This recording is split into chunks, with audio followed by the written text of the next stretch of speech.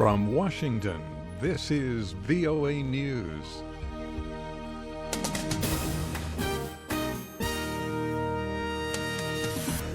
I'm David DeForest reporting. U.S. Department of Homeland Security Director John Kelly issued new immigration rules Tuesday.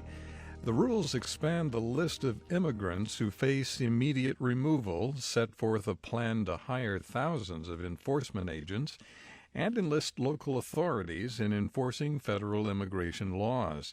The plans were issued in two memos. They implement President Donald Trump's January 25th executive orders.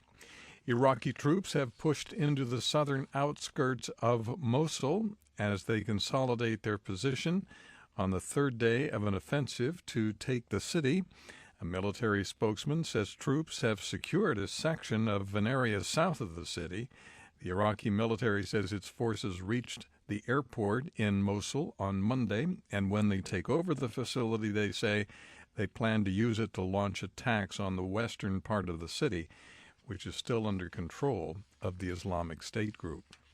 U.S. Ambassador to the United Nations Nikki Haley said on Tuesday her government is committed to working with European allies, despite occasional disagreements. We will not waver in our support for the North Atlantic Treaty Organization, which is the strongest alliance in history. We are working to make NATO even more effective, deepening cooperation among existing members and keeping the door open to new allies. Nikki Haley. Ecuador's presidential election will go to an April 2nd runoff, pitting leftist Lenin Moreno against conservative Guillermo Lasso. That announcement, which we just heard in Spanish, was made Tuesday by the nation's Electoral Council. An official says the decision to hold the runoff is irreversible, even though 5% of the vote is still uncounted. For more, check our website, voanews.com. This is VOA News.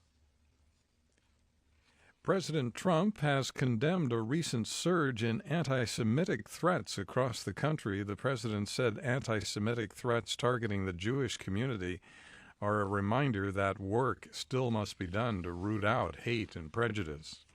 The U.S. Supreme Court on Tuesday appeared evenly divided on the right of Mexican parents to bring a suit in American courts against a U.S. border agent who killed their teenage son. Justice Anthony Kennedy and other conservatives on the court voiced skepticism about the parents' lawsuit, while the court's four liberals indicated they supported it. A 4-4 split among the justices would leave in place a lower court ruling dismissing the claims brought by the parents against the agent, Jesus Mesa. A military court in Israel Tuesday sentenced an Israeli soldier to 18 months in prison for killing a wounded Palestinian attacker last year in the West Bank. Robert Berger reports.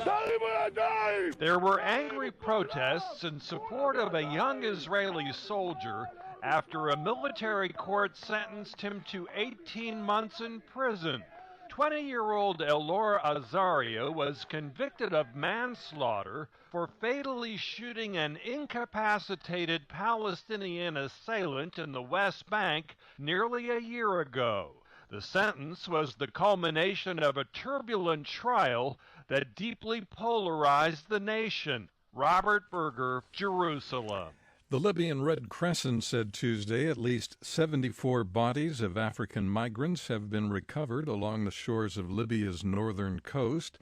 The Libyan Coast Guard said more than 500 migrants were rescued off the shore west of Zawiya Friday and Saturday.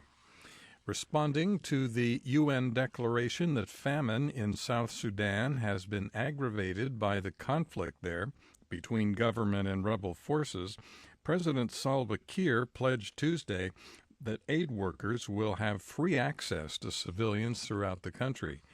The fighting that has been going on in South Sudan since 2013 has left up to 100,000 people facing starvation. President Kiir said His government will ensure that all humanitarian and development organizations have unimpeded access to needy populations.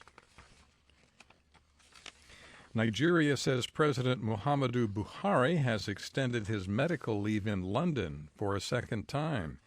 An advisor said Tuesday during the president's annual checkup, tests showed he needed a longer period of rest. He said there's no reason to worry. He did not say when Mr. Buhari would return to Africa.